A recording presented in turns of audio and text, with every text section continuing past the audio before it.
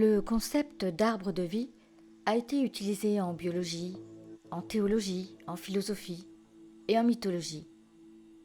Il fait référence à l'interconnexion de toute vie sur nos planètes et sert de métaphore pour la descendance commune au sens de l'évolution.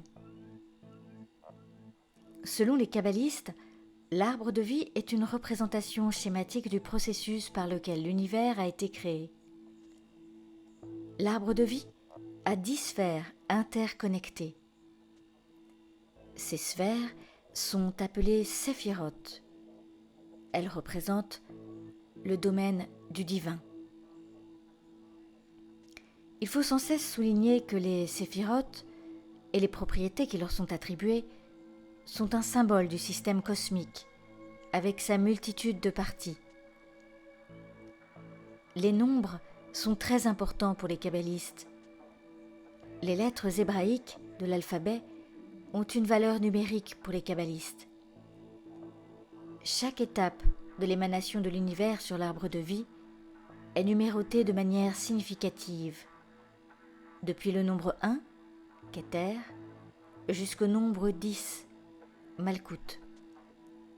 Chaque nombre est censé exprimer la nature de sa séphira, sa sphère. Les correspondances sont les suivantes.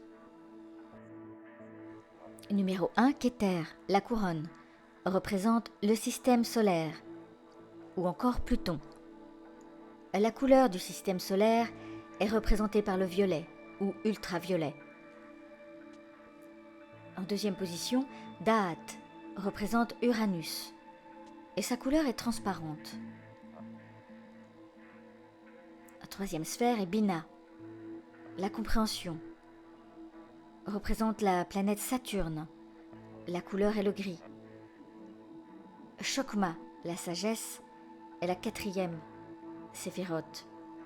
La planète est Neptune, et la couleur qui la représente est orange ou ambre. Vient ensuite, en numéro 5, Gebura, la sévérité. La planète est Mars, et la couleur est rouge. En numéro 6, Shezed,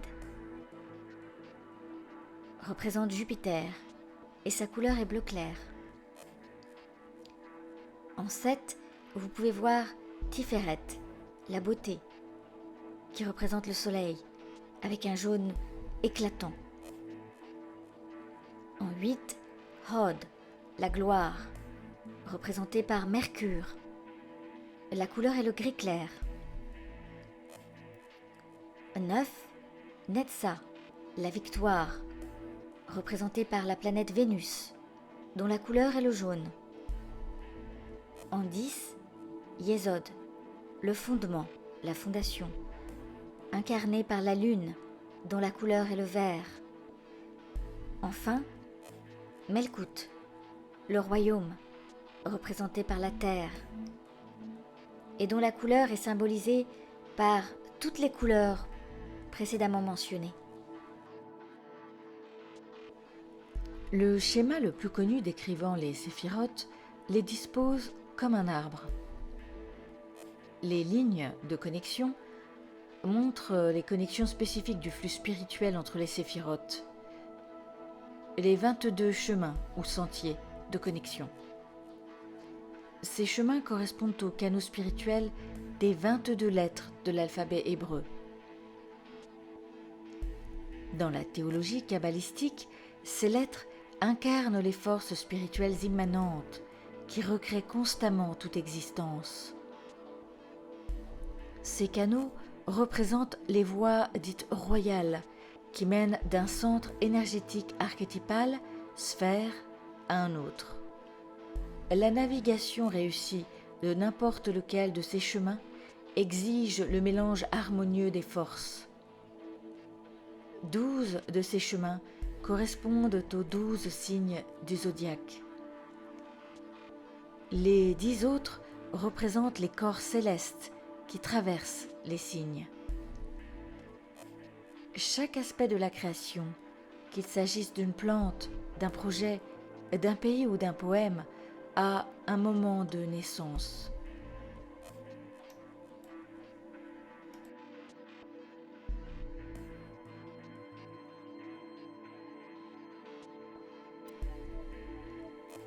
Une autre représentation schématique, appelée Igulim, dépeint l'arbre de vie métaphoriquement comme des cercles concentriques, rayonnant vers l'intérieur à partir de l'omniprésence divine environnante. Les 5 mondes par ordre décroissant sont les suivants. Adam Kadmon signifie homme primordial. Atzilut signifie monde d'émanation ou proche. Birya est le monde de la création. Yetzira est le monde de la formation. Asya est le monde de l'action. Comment sont constituées les séphirotes dans l'arbre de vie? L'arbre séphirotique est constitué de 11 globes de splendeur lumineuse, disposés en 3 colonnes verticales et reliés par 22 chemins ou sentiers, comme expliqué précédemment. Séphirat signifie littéralement émanation. L'émanation signifie l'action ou le processus de sortir d'une source. Les séphirotes sont un processus étape par étape, éclairant le plan divin comme il se déploie dans la création. Le lien direct entre les créations spirituelles et physiques et leur nom hébreu reflète la théologie de la Kabbale.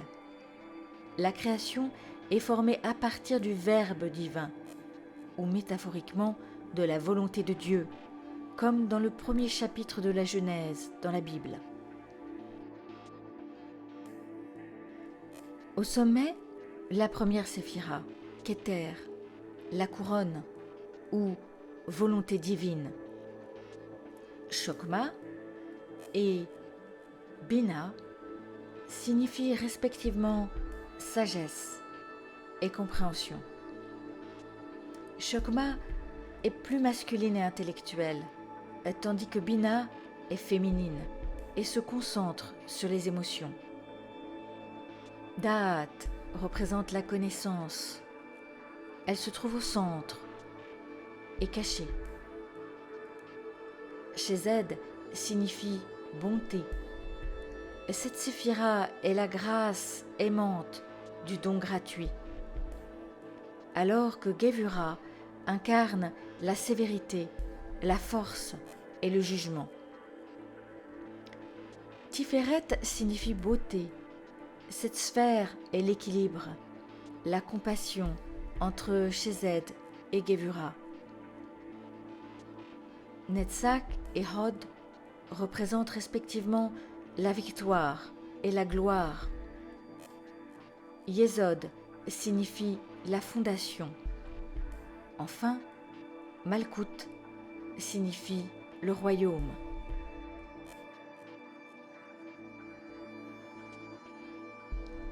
Si nous regardons attentivement l'arbre de vie, nous verrons que sa structure est composée de 3 colonnes. La colonne de droite correspond à la force spirituelle d'expansion. La colonne de gauche est l'opposé de l'expansion, la restriction. La colonne du milieu représente l'équilibre et la synthèse entre ces tendances opposées.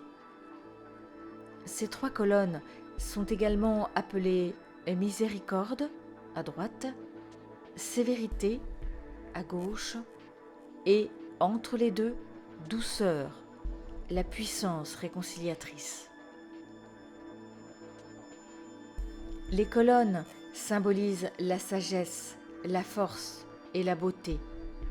Elles forment la Trinité, soutien de l'univers, car il est écrit que le fondement de toute chose est le chiffre 3.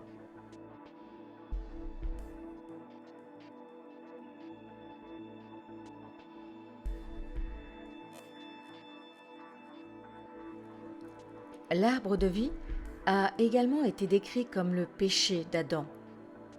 En mangeant le fruit de l'arbre de la connaissance ou arbre de vie, Ève est la cause de la séparation entre l'aspect divin de mâle et femelle et leur instinct.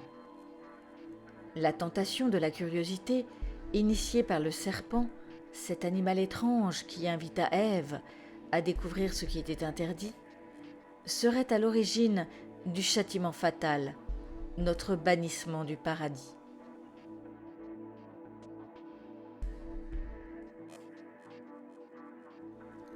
Bien que le serpent soit généralement considéré comme mauvais, une de ses significations antiques est le symbole du cosmos sans fin.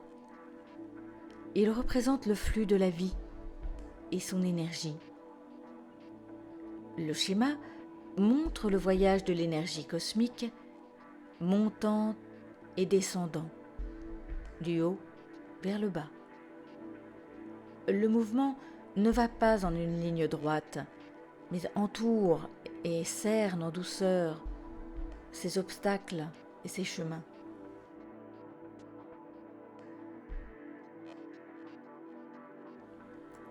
La représentation schématique de l'arbre de vie a une infinité de corrélations.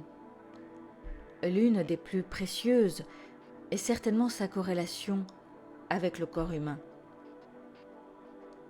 En commençant par la tête ou le crâne, la Kabbale considère également l'âme humaine comme le miroir du divin. Keter, la couronne ou la volonté divine. Chokma et Bina sont situés dans le cerveau droit et le cerveau gauche. Da'at est situé au centre du cerveau. Chesed est le bras droit. Gevura peut symboliser le bras gauche. Et Tifuret, le torse humain. Netzach et Hod représentent respectivement les jambes droite et gauche. Yesod se trouve dans la région pelvienne. Et enfin, Malkout représente la bouche.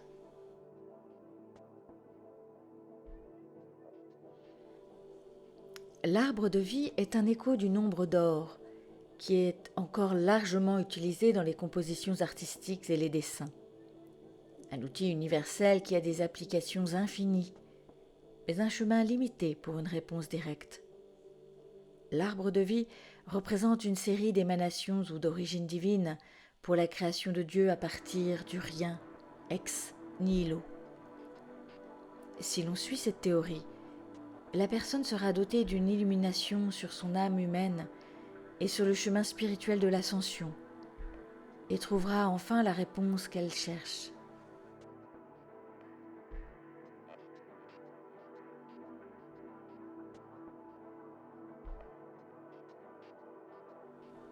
L'arbre de vie ne parle pas seulement des origines de l'univers physique, mais aussi de la place de l'homme dans l'univers.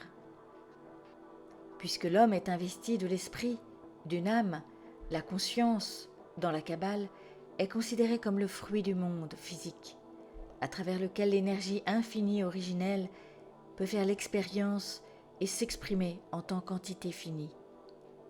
Une fois que l'énergie de la création s'est condensée en matière, elle est censée inverser sa course et remonter l'arbre jusqu'à ce qu'elle s'unisse à nouveau à sa véritable nature et effectue le voyage de retour par étapes, guidée par les séphirotes, jusqu'à ce qu'elle parvienne à la réalisation qu'elle recherchait.